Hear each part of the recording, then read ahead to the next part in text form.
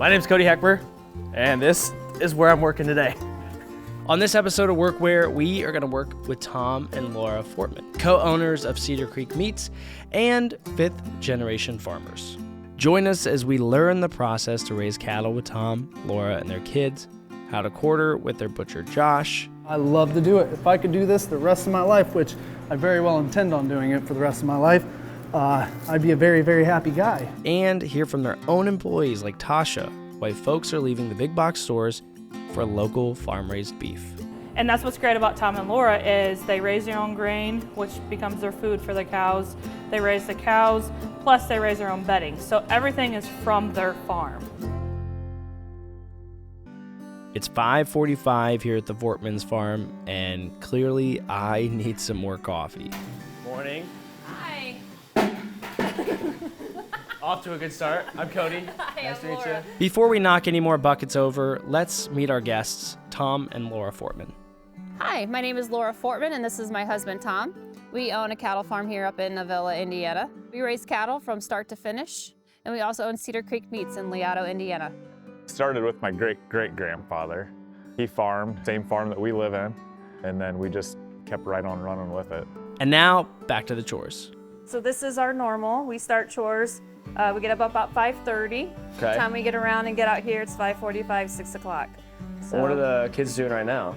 So right now they're mixing milk for all the calves, which you'll see shortly here. This is milk replacer that we get from our veterinarian. So what she's doing is each calf is at a different level depending on how old they are. You can't overfeed baby calves because they can easily die. She knows what age every single calf is out there and what level they're at. So some get 2 quarts, some get 2 quarts and a quarter, some get 2.5, and then the ones that are almost getting ready to get weaned, they're at 3 quarts. Okay. I don't know too many kids who wake up at 5:30 to start chores, but props to Tom and Laura's kids for doing all of this before school even starts. Has anybody ever dumped one of these on themselves? I don't know about on themselves, but definitely all over. Oh, speaking of, there we go. Now, to feed the calves. Okay, so we can go ahead and start feeding these babies. So the first 7 are babies, and then I got a baby on the end. So we'll start at the beginning. We try to get them used to coming through their head through this hole. Yeah. Because once they get bigger, they're gonna drink out of a bucket. I've never fed a cow before, so this is the first cow I've ever fed. They're just going for it. That jerking that they do, that's what they would do on their mom, like if they were okay. drinking. So that's all normal. He is probably about 5 days old. This calf is only 5 days old? Mm-hmm. This one right here that has the orange mark is probably only 3 days old. This still has like the umbilical cord? Yeah. Yep. It's very important that we watch them all the time and make sure that they don't have like diarrhea, that they're not loose stool, because a calf can go down quick. It can be within 24 hours less that a calf can die if you're not paying attention. Really? To how they're doing and how they're acting. And how long does it take for these guys to get full maturity? We are usually about 15 to 17 months out. Okay. All right, so we have essentially all the bottle calves fed, so now we can work on the buckets. Okay. They just go like full nose in. Can they breathe when they just go straight down in there? Sometimes you get ones that go all the way and their eyes are even completely in there, and then they're blowing bubbles, so. Lunch is over. Well, I guess this would be breakfast, not lunch. After the calves are fed, it was time to take some hay to the weaning barn. And apparently, haze me about my muscles. Well, he can carry one, or I can carry both. I don't They're care. pretty heavy. What are you guys saying? You don't think I can carry a bale of hay? And as you can see, I can carry a bale of hay. Set your bale right in the middle right there, and we'll cut the strings, and then they'll have their hay. I've got all the hay equipment. I do most of it by myself. The kids help. How much corn do you need to feed cattle? Our largest ones they'll consume 30, high 20s, 30 pounds a day. Yeah. Yep. That's a lot of food. Yeah, that's not corn. That's a lot of corn. The next chore is to mix the oats, grain, and corn to add to the smorgasbord of food the weaning calves will get to chow on. Also, another Fortman is out muscling me. She just showed me up right there. Sir? Okay, so we filled the Big mixer mixer. up with the seed. Yep, the And then oats, the the- seed, and the corn, and Okay. then mixed it, and then now you have it. Now it's in here. Yep. And then this will just get dumped into a bucket Yep. to then feed. And it's all these mixed guys? together. Yes. Okay. Yep. You just stick it underneath here, and then just turn this lever up, and it comes out. And you gotta watch all the dust.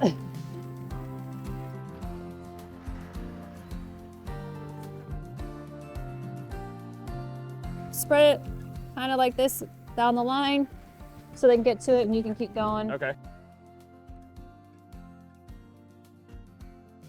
Poor guy just got like that much. He's 2 good. more buckets? Yep, 2 more buckets. Now that the weaning calves are fed, it's on to the next location. So this is off location from where we were earlier. Yes, about 7 miles from our house. So they're not calves anymore, right? Nope, These are grown. These are grown. They're out on pasture. They have a feeder that they can get grain anytime they want, and then they have hay anytime they want. Okay. So they're just living the dream now. And what kind of chores do you guys have to do here? So we just have to check the feeder all the time, make sure that they never run out of feed, make sure the bunks are full of hay, and then we have to bed them, which is what we're gonna go ahead and do here shortly. Gotta make sure they're always dry. So I could. What warn number you. is he? Oh, he's right here. 94. He's the friendly one? He's the too friendly one, yes. We can load him up and you could take him home. Yeah, to eat. While filming this part of the show, we were trying to show the chores that Tom and Laura have to do for their cattle. Cow number 94 that we were warned about was being very friendly at times. Not just to me, but also our cameraman Ryan.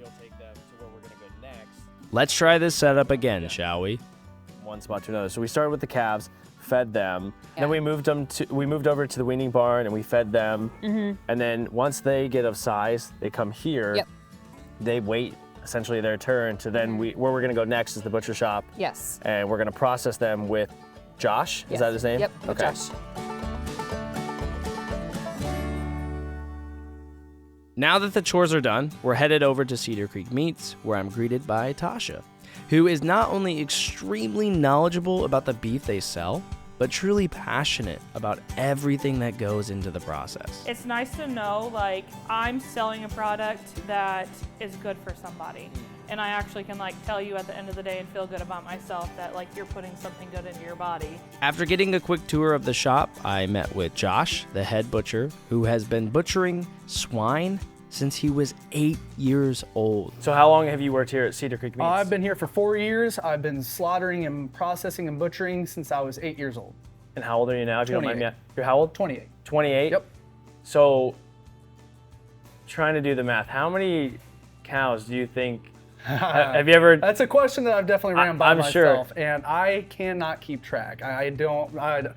Probably up to over 1,000 cattle. Swine is way more than 1,000, probably Okay. past 2. Does that take any mental toll on you to kill that many animals? Not really, no, because I know ultimately they have a purpose, no different than we have our purpose. They are meant for our consumption. So I know people have to eat, and I love knowing where the cattle come from. They're handled very humanely, as best as they can. They're not stressed out here at the facility. They just come in real quick, and they're dispatched as soon as we can possibly get them to dispatch. Okay. Before Josh teaches us about butchering, we do want to take a moment to throw this up for those more sensitive viewers. Now, back to the show. We're going to leave it up to your imagination as to what happens on a kill floor, but this next part I'm very excited to learn more about. Behind us is that cooler that you were showing that has all the hanging halves? Is that what you would say? Yep, Okay, full and half. this is a full half? Yep, this is a full half of whole beef. A lot of people like to say that we're not butchers, we're actually seamists. You're Everything, what? We're seamists. Semen. Everything has a seam. Every cut has a seam. Everything will pretty much direct you to the exact spot where you need to cut if you know where you So need by to cut design, it's already there. at. Yes. Yep. It's in nature pretty Got much. it. In your industry, in your position, are there a lot of young guys like you that are doing this? Nope. Do you think you're one of the Yeah, youngest? I like to say that butchering is a dying breed. There's not a lot of people who do it anymore. Not a lot of people who want to do it just because of the way the job is. It's dirty, it's gross, and plus a lot of people don't like handling a dead carcass. But a lot of people, I think it would pay off in the long run, because to know where your food comes from is a very good feeling. Yeah. Knowing that it was humanely handled, it was fed well, handled well, and processed well. So the best that it possibly could. So turns out Josh is a book of knowledge, and he provided so much information that we just felt like we couldn't include it all. As we started to edit this episode, we came to find out how passionate these folks really were. And that's what this show is centered around. People's true passions, just like Josh. It's my passion. That's what you love Yep, to do? I love to do it. If I could do this the rest of my life, which I very well intend on doing it for the rest of my life, I'd be a very, very happy guy. Later that day, Tom, Laura, and I sit down at St. James to enjoy one of the many steaks they provide for the restaurant here in LaOtto. We also chat about why they've taken such a unique approach to this type of business. Who do you do all this work for at the end of the day? Oh, God. Yeah. For sure. And the people in our community. Yeah. I mean, I think having local food without trucking it all across the world is something that's really good.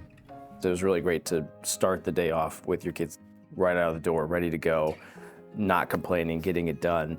You know, I think that's really cool that you guys have been able to continue that, because I've just seen generations that would rather stay inside, sleep in, be on their tablets, not care. I think that's really great that this is now the 6th generation, and you guys have really considered the community and what they're intaking, when most people don't probably think about that at all. So I think from everybody, we're all gonna thank you. I think that's really cool that you guys are doing this.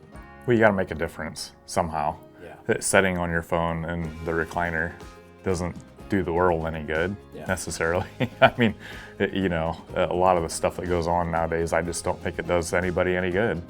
I think you need to, for society to continue, everybody needs to make an effort to try to make a difference. And make a difference is exactly what Tom and Laura of Cedar Creek Meats have been doing.